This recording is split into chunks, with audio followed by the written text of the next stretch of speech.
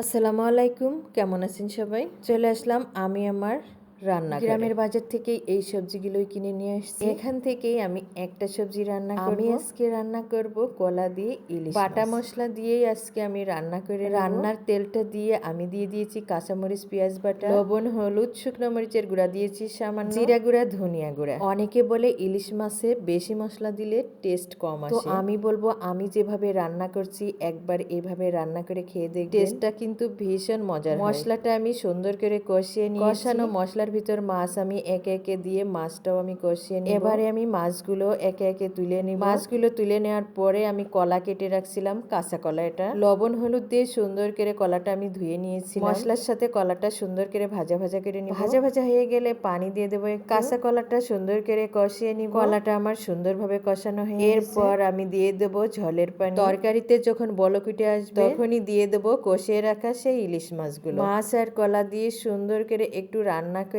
নিব। কাঁচা কলা দিয়ে ইলিশ মাছের রান্নাটা খেতে কিন্তু দারুণ মজার হয়েছিল। ভালো থাকবেন, আল্লাহ হাফেজ।